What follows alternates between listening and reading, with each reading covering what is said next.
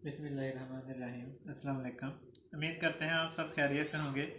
आज के इस लेक्चर में हमने बात करनी है एफएससी पार्ट 1 मैथ्स के ऊपर। हमने चैप्टर नंबर 12 इसका शुरू किया हुआ है और एक्सरसाइज हमारे पास है 12.2।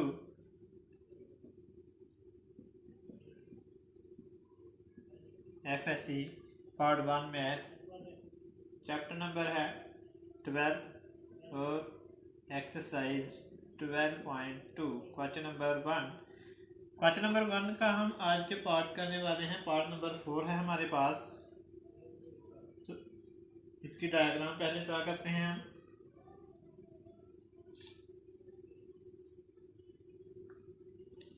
यहाँ पर आपके पास है ये ए है, ये एंगल बी, ये एंगल सी। ये तो हमारे पास 90 डिग्री है। तो जो हमारे पास ए पॉइंट है वो 40 है और बी जो एंगल है ये हमने मालूम करना है। यहाँ ये जो परपेंडिकुलर है हमारे पास इसकी जो वैल्यू है वो हमारे पास 8 है। यहाँ बी हमने मालूम करना है और जो हाइपोटेन्यूज की कीमत है हमारे पास, हाइपोटेन्यूज भी हमने मालूम करना है। तो यहाँ हमें कितने एंगल दिए गए हैं, ए और सी। बी हमने निकालना है। तो वी नो डैट, हम जानते हैं कि जो हमारे पास ट्राइंगल होती है उसके जब 3 एंगल होते हैं उनको सम अप करते हैं तो वो इक्वल होता है 180 के। ए प्लस बी प्लस सी इक्वल है आपके पास 180। यहाँ ए आपके पास कितना है 40 डिग्री, बी आपने मालूम करना है और सी है आपके पास 90 इक्वल 180। 40 और 90 को आप ऐड करें तो आपके पास कितना आ रहा है 180 यार। यहाँ पर 180। अब यहाँ पर प्लस हो रहा है, जैसे ये दूसरी तरफ जाएगा तो ये माइनस हो जाएगा। 180 माइनस 130, तो जो b की वैल्यू आपके पास आ रही है वो कितनी आ रही है, जो एंगल आपको मिल रहा है ये 50 डिग्री है। अब हम निकालते हैं इसी की मदद से c की वैल्यू और b की वैल्यू। तो यहाँ पर आपके पास एक फंक्शन है जिसमें आपके पास साइन परपेंडिकुलर ओवर हाइपोटेन्यूज की इक्वल होता है। यहाँ पर साइन एंगल ए इक्वल है आपके पास परपेंडिकुलर ए और ओवर आपके पास है सी। तो यहाँ साइन ए जो एंगल आपके पास गिवन कितना है 40 डिग्री। यहाँ ए की वैल्यू है आपके पास 8 और यहाँ पर आपने सी की जो वैल्यू वो निकालनी है, फाइंड आउट करनी है। अब हम क्या करेंगे, यहाँ पर सी डिवाइड हो रहा है, इसको दूसरी तरफ ले जाएंगे, ये साइन 40 के साथ मल्टीप्लाई होगा और साइन 40 को नीचे ले आएंगे बटा में। तो इसको मैं इधर लिख देता हूँ और साइन 40 को नीचे लिख देता हूँ। सी इक्वल है आपके पास 8 ओवर साइन 40 डिग्री और जो साइन 40 डिग्री की जो आपके पास वैल्यू है वो है 0.6427। अब 8 डिवाइड 0.6427 डिवाइड करने के बाद आपके पास जो वैल्यू आ रही है सी की वो आ रही है 12.44। तो जो सी की वैल्यू आपके पास आई है 12.44। अब ये हमने देखना है कि हमारे पास सी की वैल्यू तो हमें पता चल गया है 12.44 आ गई है। अब हमने निकालना है बी की वैल्यू।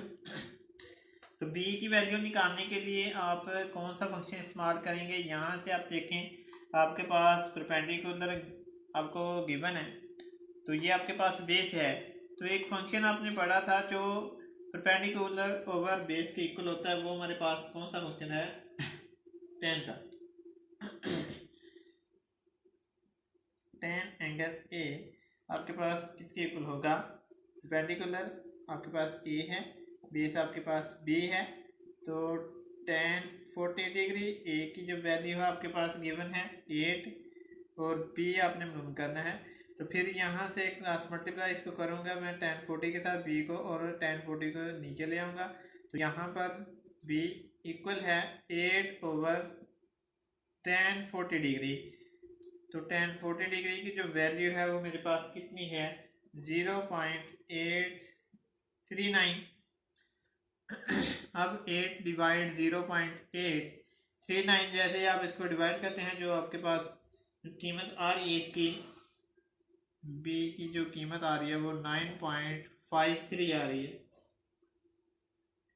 तो ये आपके पास जो बेस है ये आपके पास है 9.53। नेक्स्ट पार्ट है हमारे पास पार्ट नंबर 5। मैं इसको दोबारा बता देता हूँ कि आपके पास साइन का जो फंक्शन होता है वो होता है परपेंडिकुलर ओवर हाइपोटेन्यूज। यहाँ पर साइन फंक्शन यानी कि एंगल 40 डिग्री, यहाँ पर सी नीचे इसको मल्टीप्लाई कर दिया और साइन 40 को यहाँ नीचे लिख दिया। साइन 40 आपके पास 0.6427 के इक्वल था। तो 8 डिवाइड 0.427 डिवाइड करने के बाद आपके पास सी की जो वैल्यू हाइपोटेन्यूज की जो वैल्यू आ रही है वो आ रही है 12.44। यहाँ पर अब हमें चाहिए थी बेस। तो बेस के लिए हमने हाइपोटेन्यूज परपेंडिकुलर ओवर बेस का जो फंक्शन हमारे पास था वो tan की इक्वल होता है। हमने tan वाला फंक्शन यहाँ पर अप्लाई किया। ए की जो वैल्यू 8 और बी को इधर मल्टीप्लाई कर दिया और tan 40 को नीचे डिवाइड कर दिया। यहाँ 8/tan 40 की जो वैल्यू आ रही है मेरे पास 0.839। 8 डिवाइड 0.839 डिवाइड करने के बाद जो बेस है यानी कि बेस की जो वैल्यू आ रही है 9.53 आ रही है। पार्ट नंबर 5 है इसका। नेक्स्ट पार्ट है हमारे पास, उसके हम देख लेते हैं वैल्यू क्या है।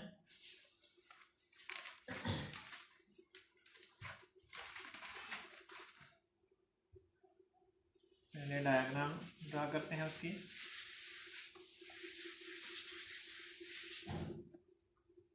जो पार्ट नंबर 5 है उसकी डायग्राम कुछ इस तरह से है, मैं यहाँ पर ड्रा कर देता हूँ। ये हमारे पास ए है, ये बी है, और ये हमारे पास सी है, और सी का जो हमारे पास एंगल है वो 90 डिग्री है। यहाँ पर हमारे पास ए है, हमने मालूम करना है। यहाँ पर हमारे पास बी हमने मालूम करना है, और सी की जो वैल्यू है वो हमारे पास गिवन है 15। और जो एंगल सी है हमारे पास वो है 90 डिग्री। तो सबसे पहले, और यहाँ एंगल ए भी हमें गिवन है वो है 56 डिग्री। अब हमने निकालना है एंगल बी। तो फिर हम यहाँ पर बताते हैं कि वी नो डैट हमारे पास एंगल ए बी और एंगल सी तीनों को मैं सम अप करूँगा तो ये आपके पास किसके इक्वल होगा, 180 के इक्वल होगा। यहाँ ए की जो वैल्यू है 56 है, तो यहाँ पर 56, यहाँ पर बी एंगल आपने मालूम करना है, सी आपके पास 90 है, इक्वल किसके, 180 के। अब इन दोनों को सम अप करते हैं तो यहाँ पर आपके पास ये कितना आ रहा है, 90 और 56 146। यहाँ पर 180, यहाँ पर ये ऐड हो रहा है, दूसरी तरफ चला जाएगा तो ये प्लस माइनस हो जाएगा। तो एंगल बी 180 में से मैं सब्ट्रैक्ट कर रहा हूँ 146 को, तो जो आपके पास एंगल ऑफ बी आ रहा था वो 34 डिग्री के इक्वल आ रहा है। तो ये एंगल 34 के इक्वल आ गया। दोबारा देख लें, एंगल हमारे पास 3 है, ए बी सी, और ये ट्राइंगल के एंगल हैं। तो ट्राइंगल के 3 एंगलों को जब आप सम अप करते हो तो वो 180 के इक्वल आ जाता है। यहाँ ए की वैल्यू आपको गिवन थी, सी की गिवन थी, दोनों वैल्यू मैंने यहाँ पर दर्ज कर दी हैं। ऐड करने के बाद 146 आ रहा था, यहाँ प्लस हो रहा है, दूसरी तरफ जाएगा तो ये माइनस हो जाएगा। 180 में से 146 को मैंने जैसे सब्ट्रैक्ट किया तो आपके पास जो बी एंगल की जो वैल्यू आ रही है वो 34 आ रही है। अब हम बढ़ते हैं नेक्स्ट, जो हमारा है टारगेट के हमने ए की कीमत निकालनी है और बी की निकालनी है। ए आपके पास क्या है, परपेंडिकुलर है, और बी आपके पास क्या है, बेस है। ये परपेंडिकुलर है, ये बेस है। तो इसके लिए हम क्या करेंगे, यहाँ पर हम एक फंक्शन लगाते हैं साइन का, साइन ऑफ एंगल ए। तो साइन आपके पास किसके इक्वल होगा, परपेंडिकुलर ओवर हाइपोटेन्यूज, यानी कि आप यहाँ पर लिखेंगे ए आपके पास क्या है, परपेंडिकुलर है, हाइपोटेन्यूज ए से बी यानी बी से ए आपके पास क्या है सी। तो यहाँ पर साइन ए एंगल ए कितनी कीमत है इसकी 56 इसकी जो वैल्यू है। तो यहाँ पर ए आपने मालूम करना है, यहाँ पर एज इट रहेगा और सी की जो वैल्यू आपके पास 15 है। यहाँ पर आप कैलकुलेटर से साइन 56 लिखते हैं तो आपके पास जो आंसर आ रहा है वो आ रहा है 0.829 a/15। अब यहाँ पर ये 15 जो है एक के साथ डिवाइड हो रहा है, इसको मैं दूसरी तरफ ले जाऊंगा तो ये 0.829 के साथ मल्टीप्लाई होगा। मैं यहाँ पर मल्टीप्लाई कर देता हूँ इसको, 0.829 के साथ मैंने मल्टीप्लाई कर दिया। तो जो आपके पास ए की वैल्यू आ रही है वो आपके पास आ रही है 12.4। जो आपके पास परपेंडिकुलर था उसकी जो वैल्यू आपके पास आई है 12.4 आपके पास वैल्यू है। अब हमने इसी की मदद से बेस की जो बी की हमें कीमत हमने फाइंड आउट करनी है। तो उसके लिए मैं यहाँ पर चलो यहाँ पर कर लेते हैं। यहाँ पर एक फंक्शन हम लगाते हैं जो हमारे पास इक्वल होता है बेस ओवर हाइपोटेन्यूज। अब याद आ गया होगा कि ये दो साइड्स मैंने बोली हैं, बेस ओवर हाइपोटेन्यूज। ये किसके इक्वल होता है? ये हमारे पास कास के इक्वल होता है, कास ऑफ एंगल ए।